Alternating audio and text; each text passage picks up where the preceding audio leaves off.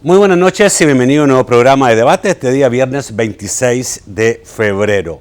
Vamos a conversar hoy día con dirigentes sindicales y también, digamos, un abogado en relación a la reforma de pensiones. Todo ello están íntimamente ligados y han estado en los últimos días en la palestra en relación a este importante tema. Presento inmediatamente a mis invitados.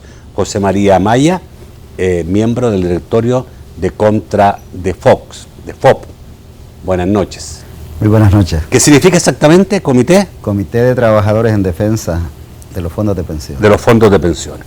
Bueno, también está con nosotros Enrique Anaya, asesor legal de este comité. Buenas noches. Muy buenas noches, Nacho, muchas gracias por la invitación. Y también nos acompaña Rolando Castro, secretario general de ANSTRAM. Buenas noches. Buenas noches, don Nacho, buenas noches a este set y gracias por la invitación. Que es la Asociación de Trabajadores Municipales, ¿no? Vamos a saludar también a la Central de Seguros y Fianzas que hace posible este primer segmento de debate.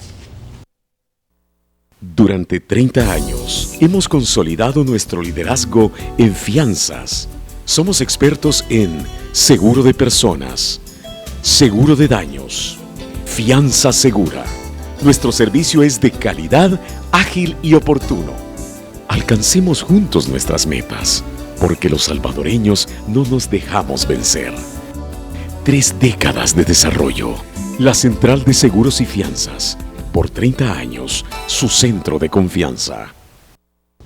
Esto de pensiones tiene 2 temas de interés. Uno que fue concluido ayer, que es cuál iba a ser finalmente el interés que se le va a pagar a los fondos de pensiones tomados por el gobierno. Y el otro es la reforma de pensiones, que ya está en la Asamblea Legislativa y que aún no empieza a discutirse en la Comisión de Hacienda de la Asamblea.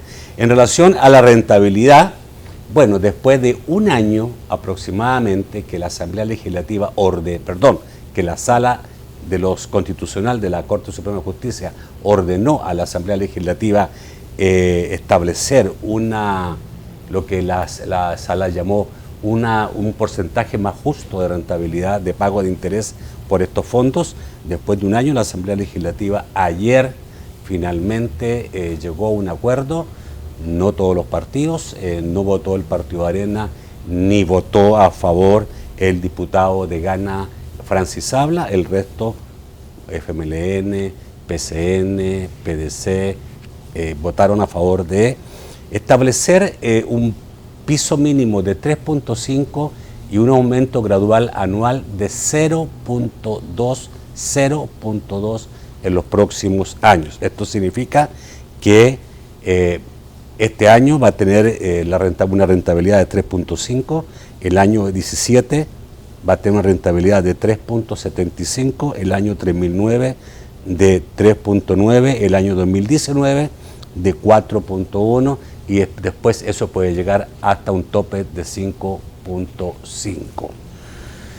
Obviamente, la pregunta es, ¿y ustedes qué piensan de esta decisión tomada ayer por algunos partidos políticos, por los diputados de la Asamblea Legislativa, para establecer esta rentabilidad a las pensiones? ¿Comenzamos conmigo? ¿Ya? Dale. Gracias. Lo voy a decir desde una perspectiva jurídica, ¿no? Y la decisión adoptada ayer por la Asamblea Legislativa, el decreto aprobado ayer, lo voy a decir de forma muy respetuosa, es una tomadura de pelo. Es un engaño, ¿no? ¿Por qué? Y quizás, Nacho, sería posible, te voy a hacer unos documentos para seguir desde una perspectiva jurídica, netamente la explicación. En la primera página, primera hoja, está el decreto aprobado ayer, ¿no? Donde precisamente se hace mención de una fórmula para calcular la nueva tasa de interés, ¿no?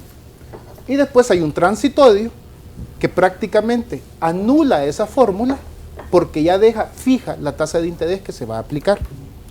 Pero hay un truco en todo esto.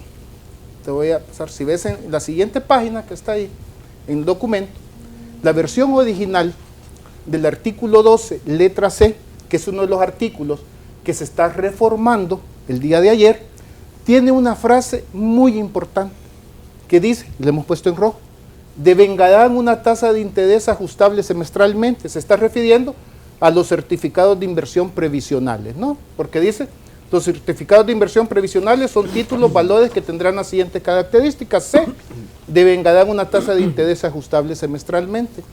¿Qué es lo que dice? Pero se refiere a la tasa LIBOR, que ya no está en vigencia. Que ya no está en LIBOR, pero decía, importante, decía, devengarán una tasa de interés ajustable semestralmente. ¿Qué es lo que dice el nuevo? La letra C, el artículo 2. La tasa de interés que devengarán ya no dice que se ajusta semestralmente. Le han eliminado esa parte, Nacho. Entonces, ¿qué va a pasar? Los certificados emitidos antes de la sentencia de diciembre del 2014, como ya no se van a ajustar semestralmente la tasa de interés, van a seguir teniendo una tasa de interés de 1.2%. O sea, todo lo que el gobierno ha pedido y tiene que pagar en 10, 15, 20 años. 25 años cada En 25 años no va a pagar más que el 1.5%. Claro, porque ya no se va a ajustar semestralmente. La están dejando fija. Es más. Lo que ya fue prestado. Sí, pero además de eso, lo nuevo que va a ser prestado, supuestamente en el 2015 y el 2016, las nuevas emisiones, es decir, las emisiones hechas en el 2015 y en el 2016, que suman aproximadamente 600 millones de dólares, esas emisiones están supuestamente obteniendo una tasa de rentabilidad de 3, pero solamente esas. Es decir, actualmente los trabajadores le hemos prestado al gobierno un aproximado de 4.600 millones de dólares. 4.000 millones están ganando 1.2% y los 600 millones supuestamente están ganando 3%.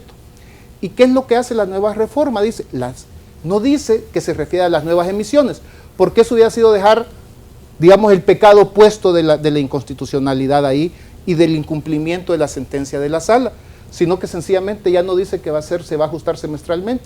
Entonces estas tasas de interés van a ser fijas. Y por ejemplo, para el 2016, que según el artículo transitorio es de 3.50, ¿qué es lo que va a suceder? En abril tiene que hacerse la segunda emisión correspondiente al año 2016. Van a emitir certificados a 3.50 y va a quedar una tasa de interés fija por 25 años a 3.50. Eso es un perjuicio absolutamente terrible para los trabajadores. Porque ¿se habrán dado cuenta los diputados que votaron por esto de lo que usted está diciendo? Yo creo que no. Si me lo dices, por supuesto que las personas que prepararon esto, sí lo sabían, pero por eso digo, yo creo que algunos diputados, posiblemente la mayoría de los diputados, no se dieron cuenta de lo que estaban haciendo. Okay. Porque te digo, originalmente el proyecto del ministro sí era específico y decía las nuevas emisiones, pero al decir las nuevas emisiones, quedaba clarísimo que se violaba la sentencia de la sala, porque la sentencia de la sala dijo que la nueva tasa de interés se va a aplicar tanto a los certificados emitidos con anterioridad a la emisión de la sentencia, como a los que se emitan posteriormente. Entonces yo creo que la mayoría de los magistrados, la mayoría de los señores diputados han sido sorprendidos en su buena fe. Te voy a preguntar más adelante si ustedes están viendo la posibilidad de establecer recursos en relación a esto. Rolando, ¿cuál es tu impresión de lo que ayer sucedió en la Asamblea Legislativa? Quizás para poner en contexto, don Nacho, son como dos cosas fundamentales. Una es la gran justificación de hacer una reforma de pensiones basada en dos argumentos, uno por parte del gobierno y otro del sector empresarial. Pero quiero que te vayas primero, antes de la reforma, quiero dividir las cosas a esto aprobado ayer. El día de ayer nosotros como clase trabajadora consideramos que es un golpe total a la clase trabajadora.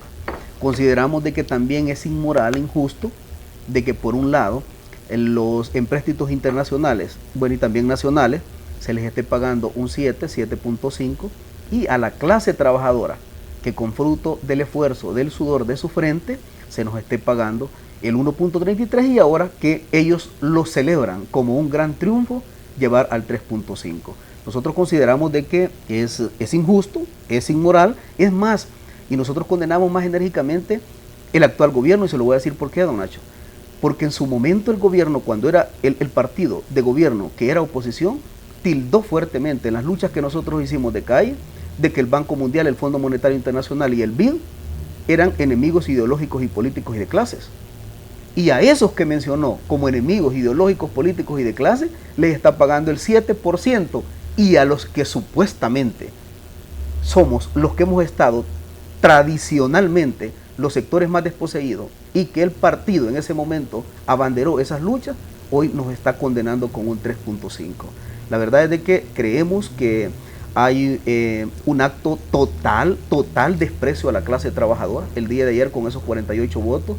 Admirable, y lo quiero decir acá en público, en nombre de la clase trabajadora, admirable la actitud que tomó el diputado de Ghana. Creo que Francis Habla. Hay que admitirlo como clase trabajadora, que es un gesto valiente, don Nacho.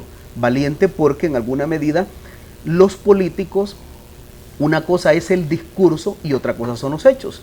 De repente plantean que están a favor, que la clase trabajadora, que los sectores más desposeídos, pero resulta que con sus acciones nosotros condenamos enérgicamente, y el análisis que tenemos como clase trabajadora es que el día de ayer fue un golpe duro a la clase trabajadora. Bueno, voy al corte y vuelvo inmediatamente después con usted, mi estimado amigo don José María, y vamos a seguir obviamente con este tema. Obviamente hay una cosa que es importante saber, si va a haber, si se va a recurrir a la Sala de lo Constitucional, si ellos estiman que hay algún problema legal aquí en esta nueva ley emitida ayer por la Asamblea Legislativa. Ya volvemos.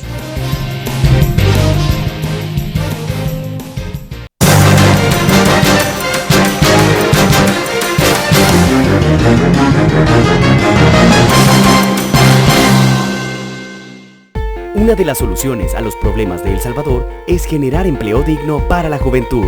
Algunos empresarios ya están contribuyendo. Realmente ha sido muy satisfactoria la experiencia que hemos tenido con los jóvenes de Rey. Tenemos la fortuna de haberle acercado diferentes oportunidades laborales a jóvenes.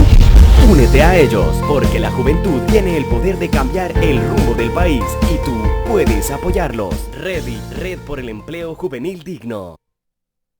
Solo en Claro todos los planes postpago te permiten hablar desde El Salvador a toda Centroamérica y Panamá con tu misma tarifa local, como si llamaras a tus vecinos. Y si a tu plan le agregas Sin Fronteras Norteamérica, también puedes llamar a Estados Unidos, México y Canadá sin costo de larga distancia. Y si el que viaja eres tú, puedes hablar, navegar y mensajear a cualquier país entre Canadá hasta Panamá sin costo de roaming, como si todos estos países fueran El Salvador. Acércate a tu centro de atención Claro más cercano. Pásate a Claro. Claro que sí. NCIS, Criminología Naval. Trato de rastrear la ruta, pero hay varios servidores. Quien nos avisó que el radar extraviado estaba en el almacén y hizo de todo para seguir anónimo. Mi compañía pasó 10 años desarrollando ese radar. Tiene que entregárnoslo ahora. Hacer guardia es la única forma de atrapar ladrones. No debí dejar que ustedes lo usaran de carnada. ¿Por qué tienen que dejarlo ahí? Vigilancia encubierta. Entré, planté las cámaras, salí. ¿Y el punto? Toma tiempo mover el radar. Magui, no tenemos todo el día. Jefe, ¿qué ves en el monitor? Un sistema de radar sobre una placa de embarque. ¿Estás seguro? Jefe, hay un problema. NCIS, Criminología Naval. Este lunes a las 9 de la noche, por BTV. Hay mucho que compartir.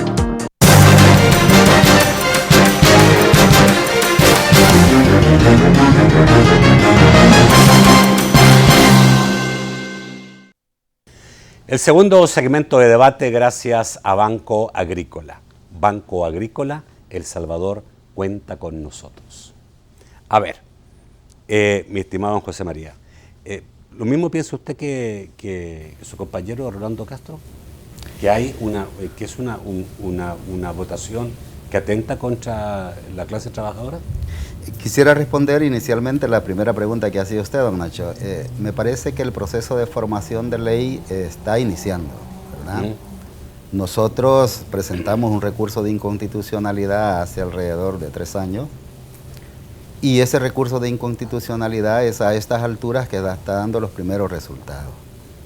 Entonces, hay un mandato de la Sala de lo Constitucional a la Honorable Asamblea Legislativa. La Honorable Asamblea Legislativa ha respondido el día de anoche con este decreto y ahora pasa a manos del señor Presidente de la República. Nosotros esperaríamos que el señor Presidente de la República haga un análisis lo suficientemente exhaustivo, a profundidad y a conciencia para que pueda ver los alcances que eso tiene y el descontento que está generando en los trabajadores y las trabajadoras. Él, como ya sabemos, tiene 3 opciones, ¿verdad? O lo regresa observado, o lo manda a publicar, o lo veta. Aquí ha hecho un llamado Rolando muy claro en ese sentido. Ahora, ¿qué es lo que nosotros esperábamos de los partidos políticos? O sea, que se cumpliera la sentencia que la Corte Suprema de Justicia, a través de la Sala de lo Constitucional, había mandatado. A ver, un interés de mercado. Eso me gustaría que ustedes me interpretaran, tanto usted como el abogado, los tres, obviamente. La sentencia habla de establecer un interés base, primero una base para el interés, ¿ya? Y la sentencia también habla de establecer un interés justo, pero también dice, digamos, acorde a lo que pueda dar el Estado, ¿no? Entonces es como un poco ambiguo. Yo no sé si usted lo considera ambiguo o no la resolución de la Sala en ese aspecto, y que tanto se puede apegar lo aprobado ayer a esta resolución de la Sala.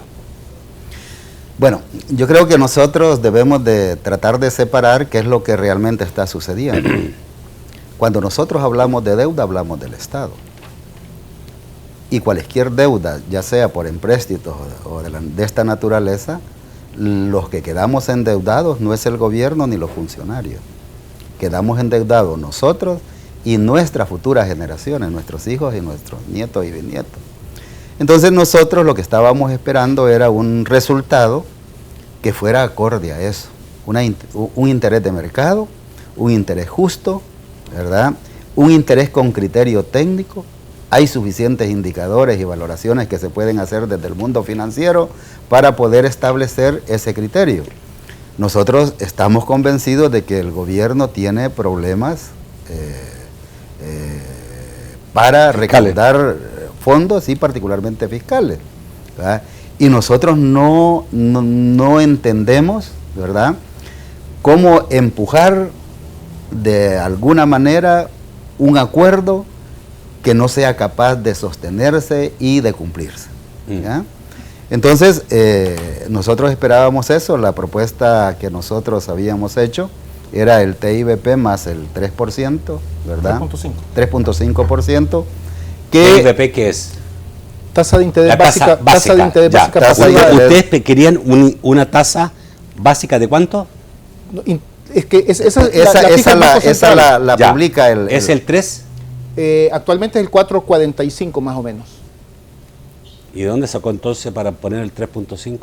El señor ministro, te lo explico, y creo que la tienes ahí también, hizo algo que financieramente, si alguien llega a hacer esto, lo aplazan en el primer año de economía, ¿no? Lo que hizo el señor ministro, porque es la propuesta del señor ministro, hizo tasa de interés básica pasiva a 360 días. Entonces lo que hizo fue sacar el promedio de los últimos 5 años de la tasa de interés. Y sabes que él mismo en la presentación que hizo el 1 de febrero, si la sacaba a 15 años le daba 3.89, si la sacaba a 13 años le daba 3.89, y si la sacaba a 10 años le daba 3.92, si la sacaba el año pasado le daba 4.46, si la sacaba a diciembre de 2015 le daba 4.50. Entonces, ¿cuál es la que nos queda más chiquitita? Saquemos el promedio de los últimos 5 años. ¿Cuánto te dio? 3.45. Vaya, entonces pongamos eso, entonces nos da... Eso financieramente, con todo respeto, es un absurdo. Las tasas de interés... ¿Debió haber aplicado la tasa última? Claro. Si es que ese es la tasa última es 4... La tasa última a 360 días, a 180 días es 4.33 y a 360 días 4.50. Esto es cuando estamos hablando de tiempo de 25 años. Claro, por eso es que la propuesta que hicimos en contra de FOD era la tasa básica más una sobretasa específica. Por la cantidad de tiempo. Por la cantidad de tiempo de 3.5. Okay. El fallo de la sala habla de una tasa básica más... Sobretasa específica. Sobretasa específica. Entonces, expresamente. Ustedes dijeron, don José María, ¿cuánto de tasa básica y cuánto, digamos, de específica? Sí, porque la TIBP no la manejamos nosotros, sino de que son instancias financieras las que están. Pero fundamentalmente nosotros no estamos... Pero ustedes decían esa tasa básica más 3. Más 3. O sea, significa que en el mejor de los casos era 6, entre 6 y 7 y tanto. Sí. O podría ser menos en algún momento dado, porque la tasa fluctúa. Pero nosotros no es un empecinamiento por un número en específico, ¿verdad? Por ejemplo, también la Sala de lo Constitucional resolvió de que aquellos fondos que van para tener un destino de interés social, el caso, por ejemplo, de la vivienda de interés social, quedó al 3%. ¿Verdad? O sea, los certificados de inversión para vivienda de interés público están tasados a un 3%, ¿verdad? Que es un recurso mínimo de todas las prestaciones. Pero ¿por qué nosotros no dijimos mayor cosa en ese sentido? Porque se supone que va a financiar la vivienda de interés social para aquellos trabajadores que tienen salarios menores a un 4%. Entonces estamos financiando a nuestros compañeros, estamos financiando vivienda de esa calidad para que el trabajador promedio de clase de salarios menores a 4 salarios mínimos pueda tener acceso a la vivienda. Pero no podemos financiar, ¿verdad?, una tasa de interés baja para no estar financiando algunas cuestiones de interés social. Entonces, en síntesis, lo que nosotros estábamos esperando era de que se utilizaran criterios técnicos del mundo financiero. No estamos pidiendo cosas abstractas, sino cuestiones sencillas que son del mundo real y del mundo capitalista en el que vivimos, ¿verdad? Entonces, desgraciadamente, como digo, va el proceso, pero dijo iba a hacer la otra pregunta. Una vez que el presidente lo sancione y lo mande a publicar, seguramente a partir de ahí pasamos a la otra fase de este proceso de formación de ley, que va seguramente a ir a parar a la Sala de lo Constitucional. Ok, a ver, quiero entonces ir con el abogado. ¿Cree usted que se cumplió en lo que la Sala señala como interés justo, pero además que la Sala, y yo voy a decir que creo que es de los fallos menos sólidos que tiene la Sala, creería yo, porque habla por un lado de interés justo, de que se paguen los trabajadores el interés justo, pero por otro lado habla, digamos, que de acuerdo a la situación fiscal del país. O sea, dejar lo mismo, digamos. Bueno, pero ¿ustedes por qué se agarrarían si ustedes dicen vamos a tratar de pedir un recurso en constitucionalidad? Mira, te comento. La sentencia del 23 de diciembre del 2014 precisamente señala, ¿no?, que deben considerarse, dice, tasas referenciales de interés más justas, dice la sentencia de la Sala, por los certificados de inversión previsionales más una sobretasa específica. Dice, de preferencia basada en el mercado local o regional, con rangos mínimos y máximos de rentabilidad que permite un equilibrio, dice, entre la rentabilidad de los fondos de pensiones de los cotizantes al sistema de ahorro de pensiones y la capacidad estatal de pago de los mismos. O sea, dice un equilibrio. Entonces, vamos a plantear, si el Estado tiene capacidad de pago, vamos a hacer la comparación, todas las semanas, todos los días martes el Estado está emitiendo letes, todas las semanas. Y este año, la tasa de interés que están pagando por las letes, la tasa de interés nominal no baja del 6 puntos, 6.25, 6.15, casi 6.5%. Y esa es una tasa nominal, porque como las letes no pagan renta, si le añades el 30% más que no paga renta, eso está superando el 8%. Entonces, vemos que el Estado entonces tiene capacidad para pagar letes arriba del 8%. Pero además de ello, está solicitando el día de anteayer el señor ministro una emisión de bonos por $1.200 millones que posiblemente al sacarse al mercado internacional, la tasa de interés que va a tener que ofrecer el gobierno salvadoreño va a andar entre el 9 y el 10%. Entonces, esa es la capacidad de pago que le estamos, es la que tiene el gobierno, de pagar entre 6, 7, 10%. O sea, ¿ustedes creen que no puede el gobierno decir, yo puedo pagarle a esto bien y a esto no puedo pagarle bien? No vemos cuál es la razón para decir, voy a pagarle a este y a este le voy a pagar la tercera parte de lo que le pago a los trabajadores. Rolando. La lectura que ha hecho el gobierno es de carácter política, don Nacho.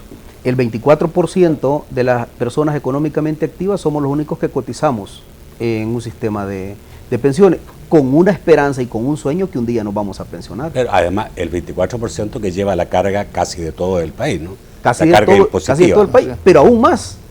De ese 24%, apenas el 40% es el único que logra llegar a feliz término, 30 de servicio, 60 de edad. El resto se nos queda en el camino.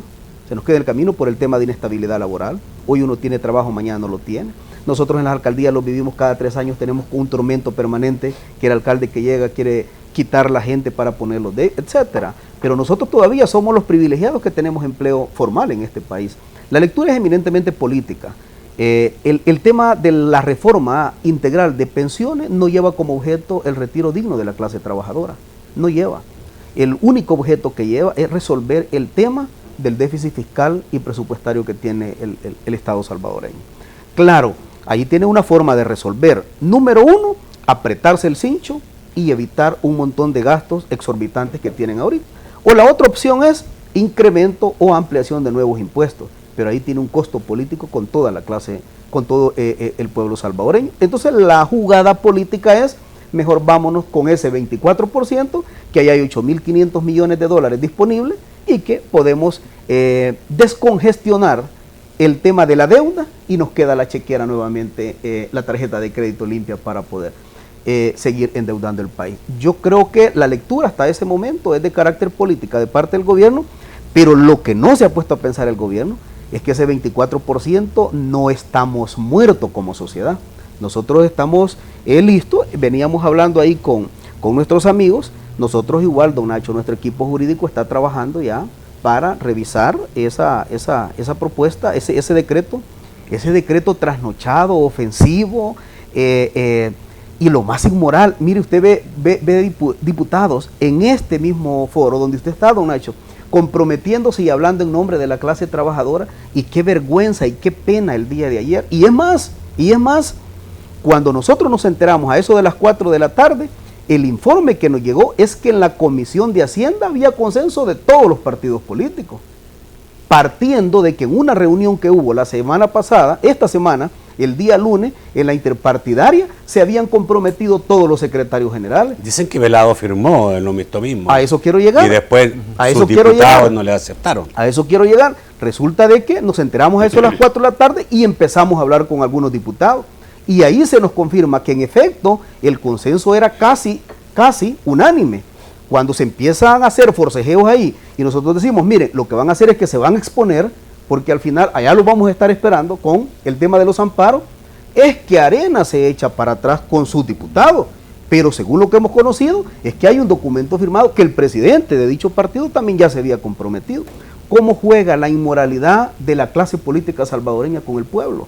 Lo que pasa es de que el tema de los sectores eminentemente organizados, con apoyos profesionales que ahora tenemos, no nos vamos a quedar así, don Nacho. No consideramos de que ahora hubo una entrevista y qué feo se vio el representante del FMLN en una entrevista que le hicieron. Mire, y resulta que los dólares o los euros valen más que ese dólar de ese humilde trabajador y trabajadora que con el fruto de su frente, de su sudor, a aquel se le tiene que pagar el 7%. Hace 20 días, el ministro Cáceres acaba de ubicar Lete al 6.5, don Nacho. Ok. Voy al corte, volvemos rápidamente ya con el otro tema, un tema absolutamente ligado uno con uno a otro, que es el proyecto de reforma de pensiones presentado por el gobierno en la Asamblea Legislativa. Ya volvemos.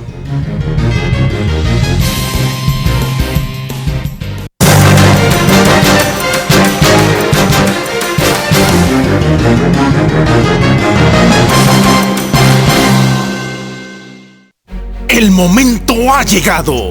Todos estamos esperando volver a clases. ¿A clases? Pero con el mejor entretenimiento y la mayor velocidad en internet. En este regreso a clases, empezá con el internet más rápido y el mejor entretenimiento en TV digital por solo $31.99 al mes. Contrátalo ya al 2121-8333. Es momento de volver a clases. Es momento de Tigo Star. Así es el sistema de pensiones que nos heredaron los gobiernos anteriores. En 1998, el gobierno de turno privatizó el sistema de pensiones. Los gobiernos anteriores se acabaron el dinero de las pensiones con las AFP y desde 2001 quebraron y endeudaron al país. Las AFP y las aseguradoras han cobrado a los salvadoreños $1.400 millones en comisión. Hoy, irresponsablemente, sectores privados lanzan una campaña mentirosa para proteger las grandes ganancias de estas empresas. Sin embargo, para resolver los problemas que ha causado en 18 años la privatización de las pensiones, nuestro gobierno propone un sistema de pensiones sostenible y seguro compuesto por nuestro ahorro individual y un fondo común que garantizará pensiones vitalicias con seguro social. No se subirá ni la edad de la jubilación, ni el tiempo de trabajo, ni el monto de las aportaciones mensuales de los trabajadores. Las AFP siempre administrarán los fondos de pensiones y serán vigiladas. Y se reducirá la comisión que las AFP cobran por administración y así mejorar los ahorros de los trabajadores. Gobierno de El Salvador, unámonos para crecer. En Cold Case. Es demasiado. Pues creo que es tuya, mi amor. Con toda tu capacidad, puedes hacer lo que quieras. Leyes, política, Wall Street. Papá, esto es lo que quiero. ¿Laura McKinney? Margaret Fuller, llegas tarde. Lo siento, me perdí. ¿Algún consejo? No demuestres miedo. ¿Qué tal, clase? Soy la señorita McKinney. Te dije que me debías de pagar hoy. ¿Pueden apagar eso? No lo voy a hacer. Disculpen, silencio. Laura McKinney. Se ve que era especial. Sí, la mejor. Le debo todo. Cold Case. Este martes a las 9 de la noche. Por BTV. Hay mucho que compartir.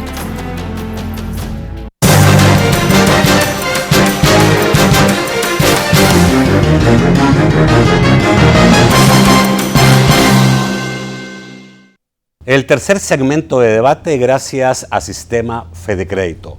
Con tus tarjetas de crédito del Sistema Fedecrédito, disfruta de las mejores ventajas. Vivir en un país que es como un pulgarcito es tenerse confianza. A unos pasos encuentras el restaurante de Don Leo, quien atiende como a su familia a todos sus clientes. Así como a él le atienden cuando hace sus compras con sus tarjetas de crédito del Sistema Fedecrédito. A la vuelta de la esquina, estamos donde tú quieres Sistema estar. Fedecrédito, queremos darte una mano. Bueno, vamos al segundo tema que íntimamente ligado, que es la reforma de pensiones. Ya fue entregado por parte del gobierno el proyecto de ley, entró el pasado miércoles, cabalmente, anteayer, a la Asamblea Legislativa y contempla las cosas que se estaban diciendo antes del borrador que circuló, un sistema mixto que se va a unir al sistema privado y obviamente ahí está como la gran cosa de lo que es este nuevo proyecto. ¿Quién quiere empezar con esto? ¿Sí? ¿Quién quiera? Aquí hay plena libertad.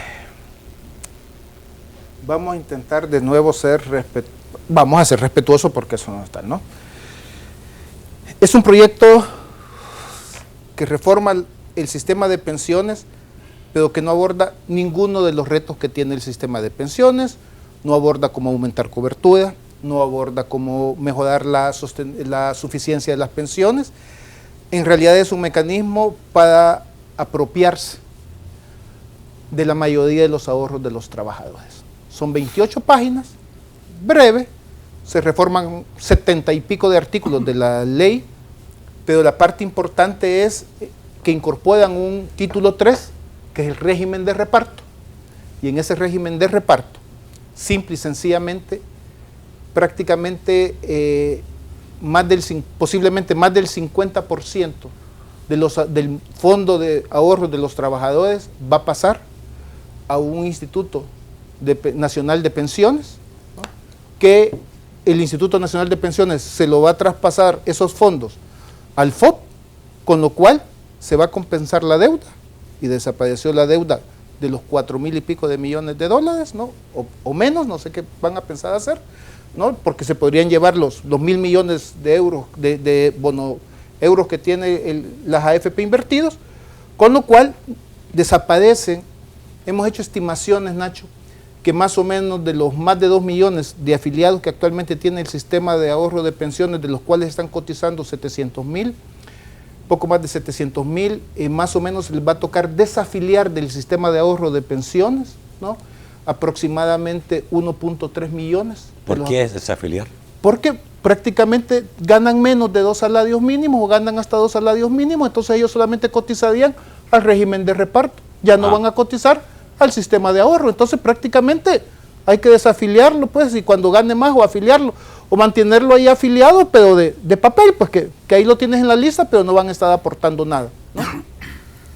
Y claramente dice el proyecto, ¿no?, que de los fondos, recordemos que el actual sistema de ahorro para pensiones es privado, no porque esté en la AFP, es privado porque cada trabajador tiene una cuenta individual de ahorro para pensiones, y esa cuenta es propiedad de cada trabajador, donde están sus cotizaciones y la rentabilidad que esas cotizaciones han ido generando.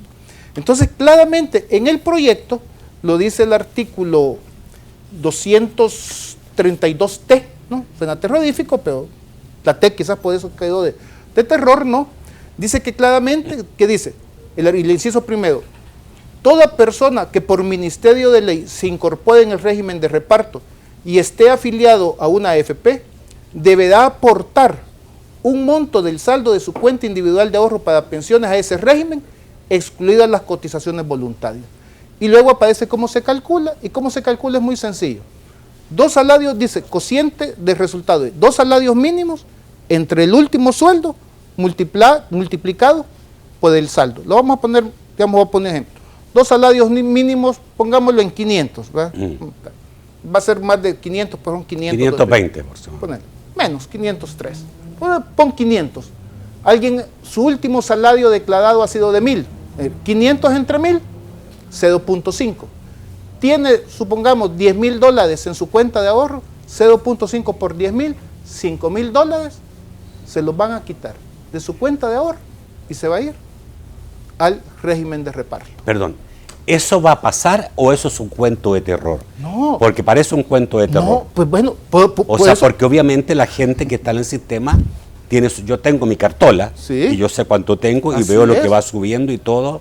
En este caso, yo entendía, digamos, que seguramente mi rentabilidad va a ir, la tendencia va a ser menos, porque una parte tengo que destinarla a el sistema mixto. Pero eso es una cosa, pero otra es que desaparezca la mitad de mi ahorro. Si quieres, pásale. Ahí está, en la penúltima página, está el artículo 232T, la última página que te he pasado. Y ahí te aparece que se dice, se va a trasladar, claramente, el 232T. Pues te decía, creo que la T es de terrorífico, ¿no? Por eso, porque suena a terror, pero eso es en realidad. Y ahí te aparece cómo se va a calcular el monto. Y si miras el último inciso, el inciso 3, ¿qué te dice?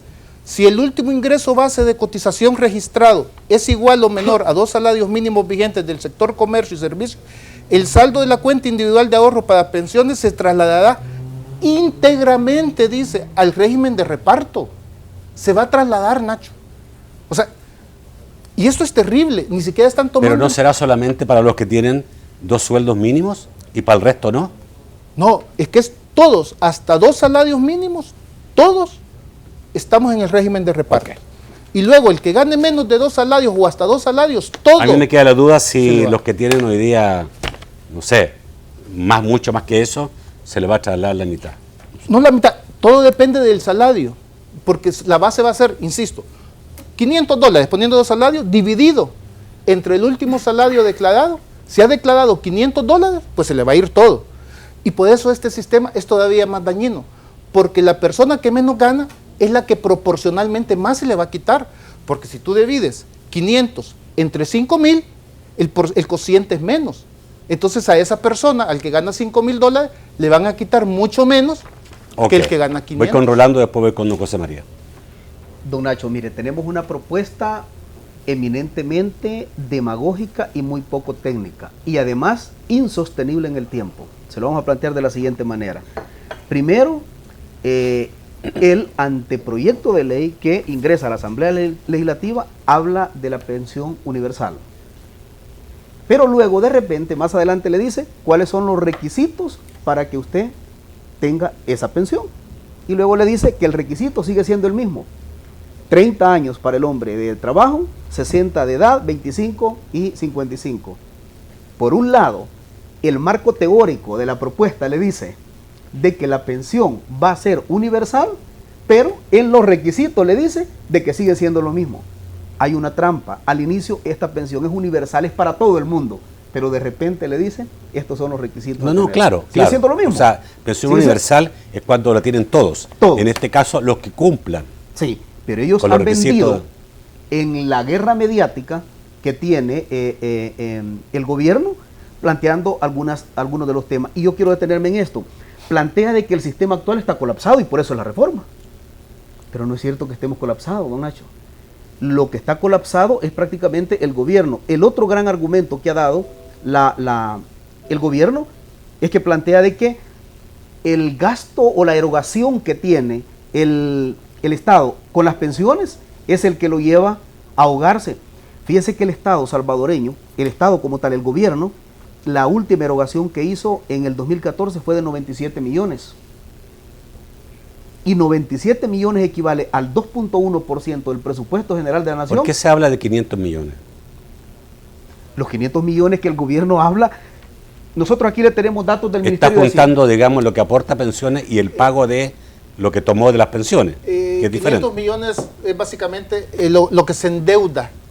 No, pero no es lo que desembolsa. No es lo que desembolsa. No es lo que desembolsa. Lo que es desembolsado. Correcto. Y fíjese que acá tenemos un dato nosotros, fuente del Ministerio de Hacienda, las erogaciones que tiene. Y aquí están las erogaciones. A 1.63, 2.38 y el cierre que hace del 2013 y 2014, 2.1 de presupuesto y 0.4 de PIB. ¿Cómo puede decir el gobierno de que el 2.1 del presupuesto general de la nación y el 0.4 de PIB le ahoga las arcas del Estado? Falso, totalmente, falso.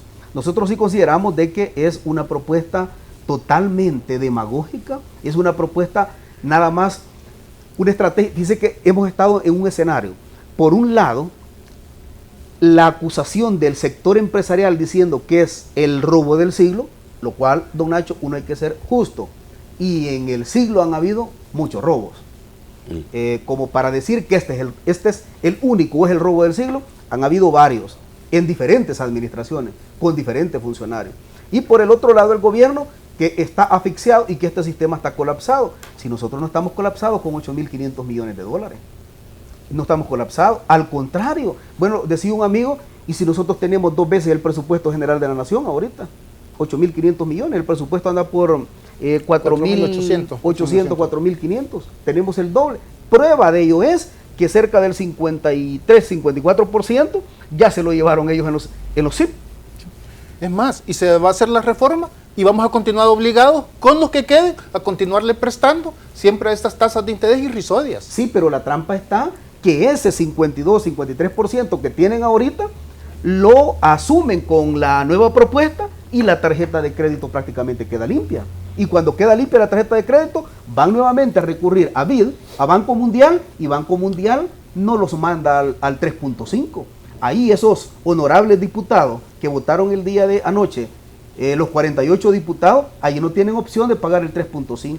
Nosotros, don Nacho, vamos a plantear lo siguiente, y lo queremos dejar claro acá, y en su foro lo queremos dejar totalmente claro ante la población.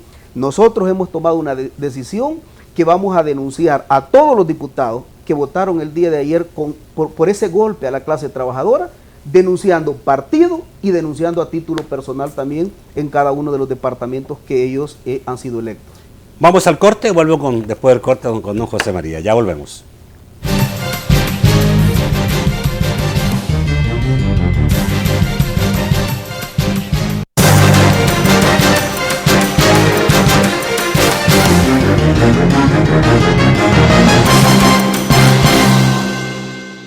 El reto: demostrar cuál es la mejor gasolina para tu motor. 3 marcas de gasolina, 3 motosierras iguales. Una joven a rescatar. ¿Quién llegará primero? ¡Comiencen! El segundo toma la delantera, pero pierde potencia. Cuando el tercero se queda sin gasolina y el primero es el ganador. Demostrado, Alba Petróleos es la mejor gasolina. EconoPlus de Alba Petróleos dura más por su alto desempeño. Acepta tú también el reto.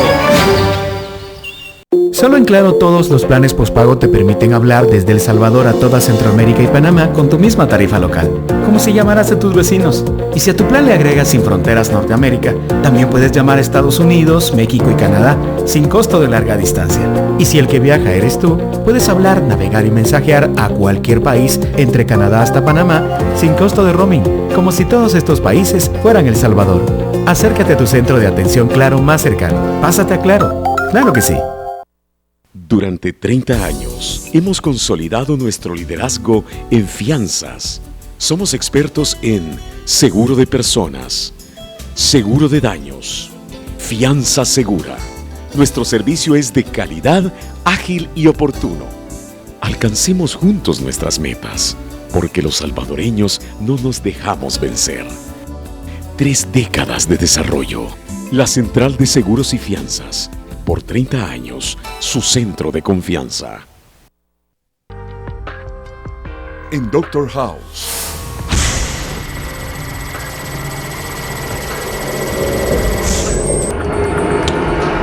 ¿Pero qué hiciste? Solo quería dormir. Mujer de 25 años, con problemas de sueño. Supongo que está... ¿Cuál es el término médico? ¿Perturbada? No ha dormido en 10 días. Miente. Sin sueño REM, las neuronas dejan de regenerarse. El cerebro se apaga lóbulo por lóbulo. Estaría loca después de 5 días. Muerta en 10. Ingirió las píldoras para dormir, no para suicidarse. Excelente pretexto. No funcionaron. Se mantuvo despierta aún después de tomarse todo el frasco. El sueño es controlado por la señal de la luz exterior. Y si su cerebro no puede interpretar esas señales... Enfermedad del nervio óptico. Doctor House, este miércoles a las 9 de la noche, por BTV. Hay mucho que compartir.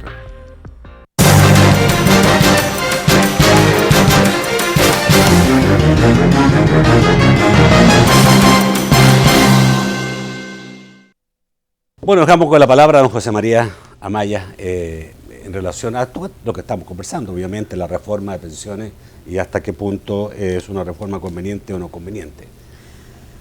Bueno, el enfoque con el que se ha presentado esta reforma dicen que es una reforma estructural, o sea, no toma en cuenta la parametrización del sistema de pensiones, ni toma otros criterios del sistema de pensiones como son sus principios, ¿verdad?, que deben de estar formulados en ese sentido. Entonces, esta reforma estructural realmente, a diferencia de Rolando, trastoca y toca a un montón de gente, ¿verdad? Por los datos que yo tengo, hay 1.600.000 trabajadores que están en activo, en la ley SAP, y tenemos alrededor de 9.000 trabajadores que todavía están en activos en el sistema público de pensiones, ¿verdad?, que es el que maneja el INPEC y el Seguro Social. El problema es que al otro lado tenemos 170.000 trabajadores que están pensionados. Entonces pareciera que nos pasa con este tema como los que están en Estados Unidos. Cada uno de una familia tiene a alguien afectado en este sentido, y eso es importante que los políticos puedan entenderlo, ¿verdad?, por el enfoque de el sistema previsional, que no es una cuestión sencilla, es una cuestión muy sensible, ¿verdad? Entonces nosotros lo que creemos es, y una recomendación que queremos hacer en este foro, es que este tema debe ser discutido ampliamente. ¿Ah? Nosotros propusimos de que debe de aperturarse una discusión, primero con los directamente involucrados, que somos los trabajadores los que estamos cotizando. Segundo, por supuesto, debe de estar el gobierno participando ahí, ¿verdad?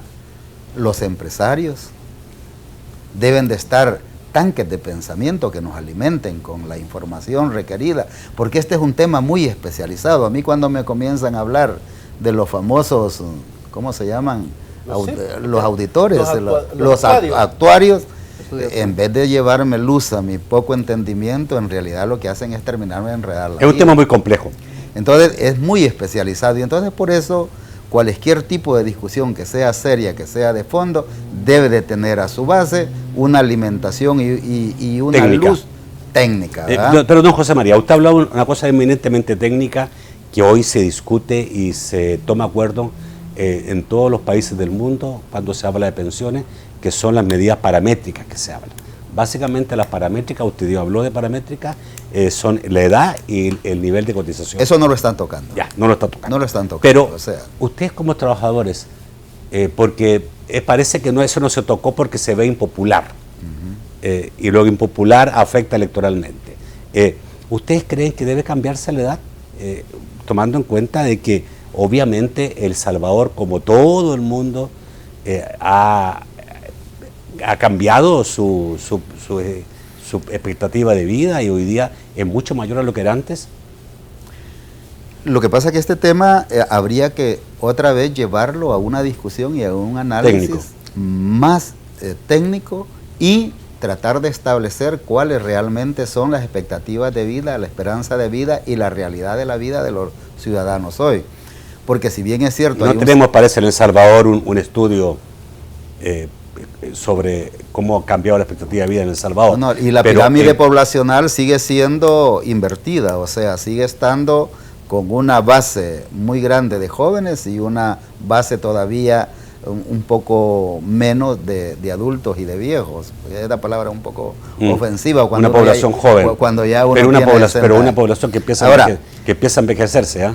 Ojo. Empieza a envejecerse. Ya los padres no tienen 4 hijos ni 3, y ahora último un hijo y nada más, y los jóvenes no se quieren casar a los 20, sino que a los 30 y tantos, y la gente se está muriendo a los 80 y tantos, no se muere a los 60 como antes. Mientras tenemos 100.000 trabajadores que vienen del sistema anterior, y tenemos 9.000 haciendo fila para entrar, no tenemos por el otro lado ingresando trabajadores para que puedan ser trabajadores activos, que pueden a través del principio de la solidaridad intergeneracional sostener eso. Entonces, esos problemas son los que hay que discutir, esos problemas es a los que hay que ir a la raíz para intentar tener una propuesta que realmente sea sostenida, sustentable, tanto en la parte financiera como en el tiempo.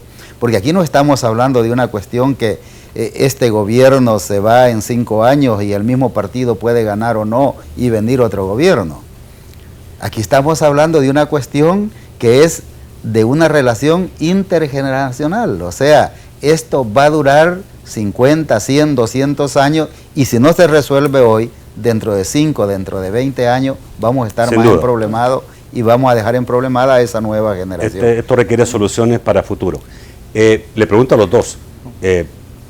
Obviamente ustedes me han dicho, no nos gusta la reforma, sobre todo el sistema mixto.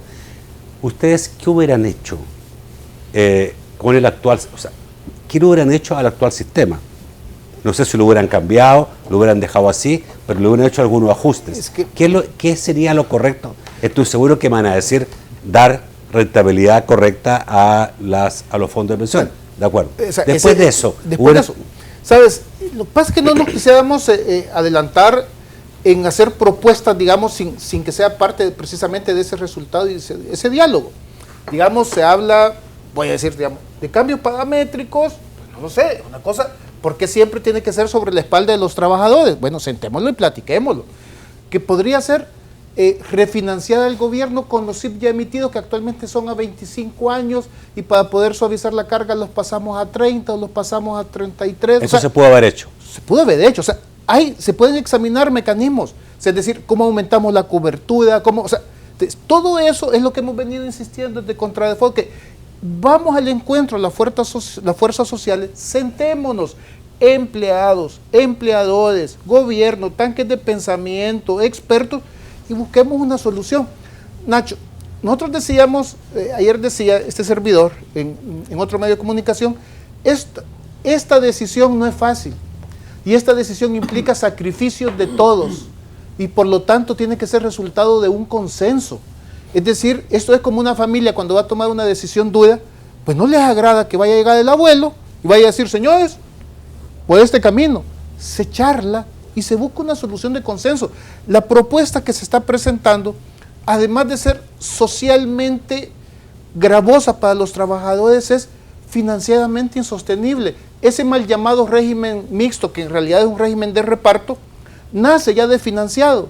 Eso, para poner el parangón, es como nacer embarazado. O sea, el régimen de reparto necesita 500 millones y las cotizaciones que se van a llevar van a ser más o menos 360 millones, le faltan 140 millones y esos 140 millones, ya con déficit de 140 millones, van a seguir sacándolo de los ahorros que estén en el sistema de capitalización. O sea, es un sistema, el que está propuesto es absolutamente insostenible, tanto social como financieramente. Por lo tanto, no queremos dar soluciones mágicas, necesitamos que nos sentemos todos los sectores, Nacho. Rolando. En este espacio, como es tan corto el tiempo en televisión y un debate tan profundo como esto, hablar de números, cantidades, rubros, etcétera, es bastante complicado para darnos a entender con la población. Pero yo pongo el ejemplo, don Nacho, que usted está en su familia, usted es padre de familia, y luego resulta que vienen sus hijos y le plantean que quieren lo básico. Pero usted le dice de que presupuestariamente está bastante complicado, no tiene para resolver el tema, pero de repente aparece con una Land Cruiser. Y luego de repente empieza a salir con un yate por ahí. Usted está diciendo que técnicamente no puede resolverle a sus hijos porque está con un déficit presupuestario de carácter familiar, pero por otro lado están saliendo con ese tipo de cosas. El gobierno, nosotros como trabajadores, no estamos cerrados a que hacia al BID se le pague el 7, a nosotros debería de pagárselos el 9. No estamos pensando en eso, don Nacho. Estamos pensando en que todos debemos de apretarnos el cincho para buscar la construcción de una reforma integral, pero con una mira y con un objetivo digno, de retiro digno para la clase trabajadora. ¿Eso implica qué? Eso implica que si nosotros tenemos que sacrificar algunas cosas como clase trabajadora, tenemos que hacerlas.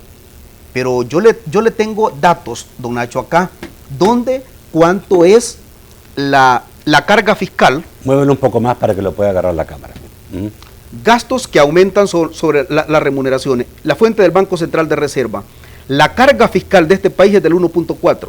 La carga en remuneraciones del Estado, del aparato del Estado, la grasa del Estado, 1.9. A ver, muestra, es la línea grande. Es la línea grande. Las grandes remuneraciones. Está por encima, don Nacho, de la misma carga fiscal. A ver, primero es carga fiscal. Déjala así. 1.4 carga fiscal. Segundo es remuneración. 1.9 remuneración. ¿El tercero qué es? El tercero es transferencia y el otro es bienes y servicios, y pensiones implica apenas el 0.3. O sea que pensiones es el gasto menor, si lo ves globalmente, lo que el Estado... El último gasto menor. ¿Qué significa?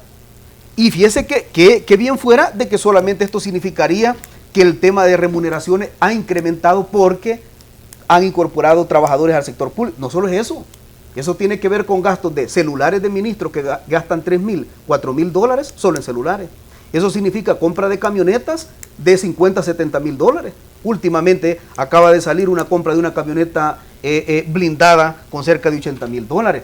Usted como padre no le puede estar diciendo a sus hijos que deben de andar en jeans, que deben de andar descalzos, y usted comprándose, bueno, como un personaje recién público, ¿verdad? Con zapatos de $600 o de $3,000. No puede ser eso. Entonces el gobierno de El Salvador tiene que sentarse, y una de las cosas para que busquemos una reforma integral correcta, debe de despartidarizarse, debe de descontaminarse políticamente, y que de entre la parte técnica hacer un análisis bien profundo y buscar salidas en conjunto, don Nacho. Bueno, le agradezco realmente que hayan estado esta noche. Tenía pendiente invitarlo, de verdad. He tratado de tocar este tema de todos los ámbitos. Invito desde acá, y lo he hecho personalmente o a través de teléfono, al secretario técnico de la Presidencia, al señor ministro de Hacienda, para que veamos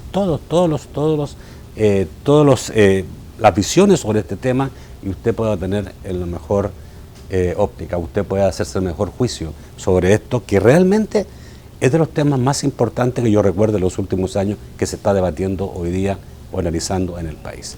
Creo que es el debate, Nacho, posiblemente de mayor envergadura que hemos tenido en los últimos años. Sin duda. Muy agradecido que hayan venido esta noche. Gracias, Rolando. Muchas gracias, don Nacho. Gracias, Enrique, y gracias, don José María. Amigos televidentes, los espero el lunes, estamos a viernes, el lunes a las 8 de la noche en un nuevo programa de debate. Que pasen muy buenas noches.